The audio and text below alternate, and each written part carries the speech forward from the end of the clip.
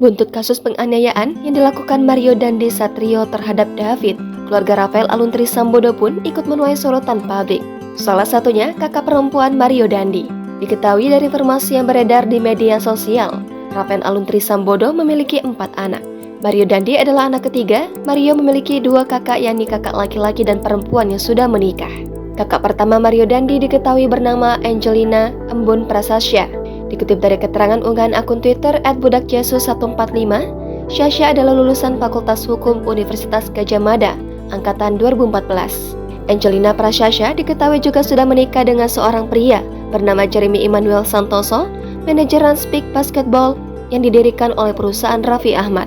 Setelah ditelusuri akun Instagram Angelina Prasasya @angelinasyasha, ternyata kini di private. Namun, terlihat di akun tersebut Syasha memiliki cukup banyak pengikut, yakni 71.400 pengikut.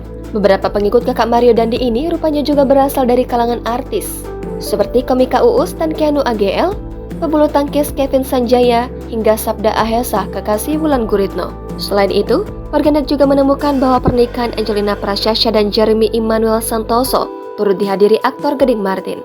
Suami Syasha ini disebut-sebut juga sering terlihat bersama Erick Thohir yang baru saja diangkat jadi Ketua Umum Persatuan Sepak Bola seluruh Indonesia.